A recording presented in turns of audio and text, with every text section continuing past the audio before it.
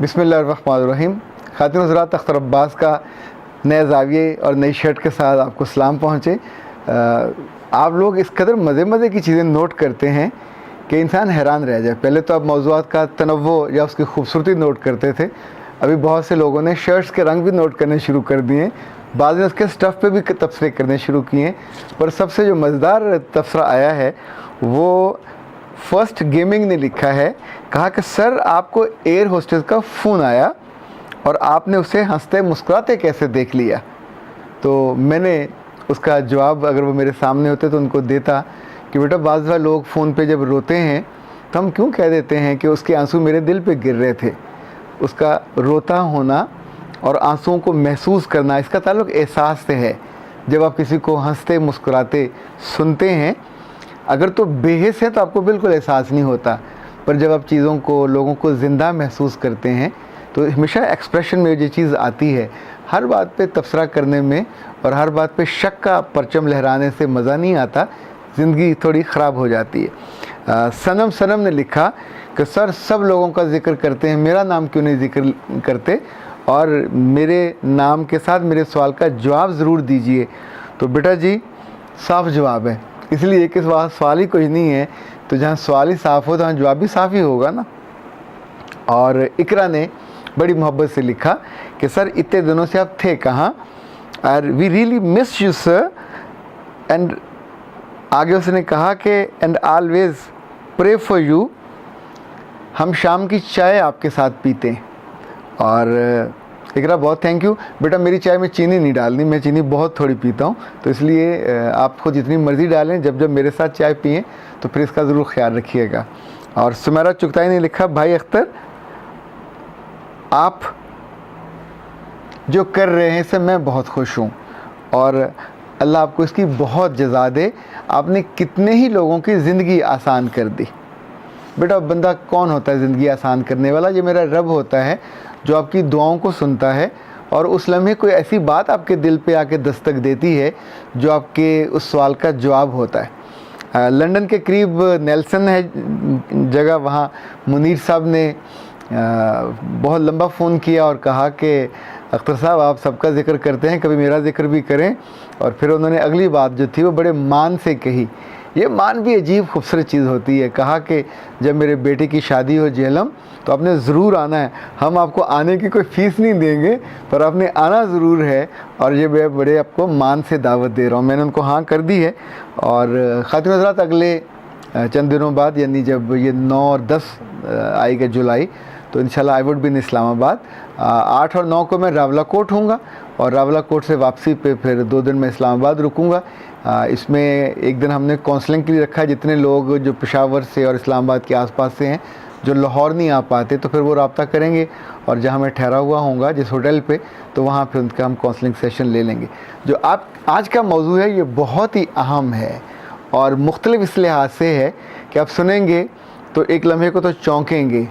मौजू ये है कि मंगेतरों की वाहियाती कितनी देर तक बर्दाश्त की जाए और किस हद तक बर्दाश्त की जाए। ये जो आज के ज़माने, देखिए, मंगेतर कब बनते हैं? जब 2 ख़ानदान चाहते हैं कि बच्चा और बच्ची और 2 ख़ानदान करीब आएँ, ताकि एक लंबी खूबसूरत ज़िंदगी की बुनियाद रखी जाए, जिसे पंजाबी में नींव कहते हैं, नींव रखी जाए। इसमें थोड़ा ख़ानदान एक दूसरे को समझ लें। अगर उन्हें लगे कि दोनों एट पार हैं, एक जैसे को समझते हैं, एक दूसरे की कदर करते हैं, उनकी वैल्यूज़ एक जैसी हैं, उनकी मोहब्बत एक जैसी है, तो ज़ाहिर है ये रिश्ता बहुत आसानी से और बहुत दूर तक अच्छा चलता है। और मैं हमेशा से बच्चों से कहता होता हूँ, जब तुम्हारी मंगनी हो तो जैसे कहते हैं ना, होछे हाथ कटोरा, तो पी के आफरिया, ये काम ना किया करो कि फिर हर लम्हे फ़ोन ही फ़ोन करो और हर लम्हे उसी का ज़िक्र करो। उसके बाद हमेशा रिपल्शन होती है। ये जो केस मेरे पास आया, लाइव केसेस का बहुत फ़ायदा होता है। एक बात कॉरपोरेट की ज़िंदगी में हमने सीखी कि जब एक शिकायत हो तो उस जैसी 41 हिडन शिकायत होती हैं जो होती नहीं है, यानी जो लोग कहते नहीं हैं पर दे एग्जिस्ट, वो मौजूद होती हैं। ये सरगोदा के जो चकूक का सिलसिला है, शुमाली चकूक, वहाँ से एक बेटी ने किया। उसने कहा कि सर मैंने सरगोदा यूनिवर्सिटी में पढ़ा। सरगोदा यूनिवर्सिटी माशाल्लाह 26-27 हज़ार बच्चे और बच्चियाँ वहाँ पढ़ते हैं। उसने कहा जब मैं घर से पढ़ने आई तो मेरी मंगनी हो चुकी थी, और उस मेरे मंगेतर ने, जो मेरी एक करीबी अजीज़ा का बेटा है, उसने मेरी ज़िंदगी को इस कदर अजाब में डाला कि ये 2 साल जो मैंने यूनिवर्सिटी में गुजारे, मैंने यूँ गुजारे जैसे मैं डर डर कर खौफज़दा किसी कबूतर की माफिक में हो गई थी। मैं कमरे से बाहर नहीं निकल सकती थी, मैं लोगों से इंटरेक्ट नहीं कर सकती थी। वो मुझे हर बात पे कसम देता था, तुमने बाज़ार नहीं जाना, ये सोचे बिना कि मैं नहीं जाऊँगी तो कपड़े कहाँ से लूँगी, मैं चीज़ें कहाँ से लूँगी। तुमने किसी से बात नहीं करनी, मैं बात नहीं करूँगी तो लोगों से, अपने क्लास फेलो से, अपने ग्रुप से कैसे इंटरेक्ट करूँगी। लेकिन वो हर बात की कसम देता था, और कसम देने के बाद आप सोचिए कि मेरी दोस्तों को फ़ोन करके कंफर्म भी करता था कि ये कहीं गई तो नहीं।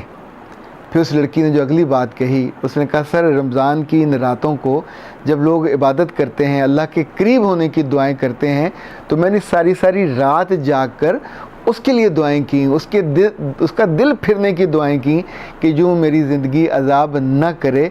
लेकिन जब जब मैं घर वापस आई, मुझे कभी वालिद लेके आते थे, कभी भाई लेके आते थे, पर 1-2 दफ़े ऐसा भी हुआ कि हमारे ही गाँव की एक और लड़की थी, उसकी वालदा लेने गई तो मेरे वालिद ने कहा कि तुम इसके साथ आ जाओ, तो मैं उसके साथ आ गई। मेरे आने के बाद उसने जो मेरे साथ किया वो कोई कुत्ते के साथ भी नहीं करता।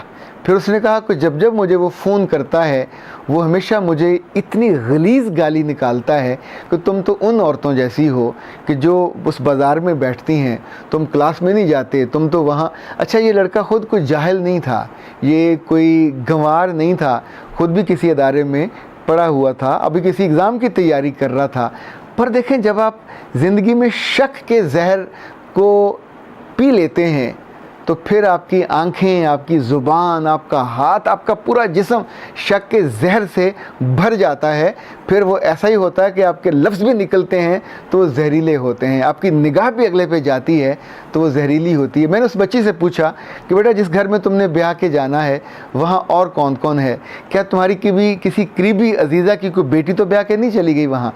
तो उसने कहा हाँ, हमारी एक और अजीज़ा है, उसकी बेटी पहले से मौजूद है, और उसकी ज़ुबान इतनी दराज है कि उसने अभी से मेरे बारे में साजिशें करनी शुरू कर दी।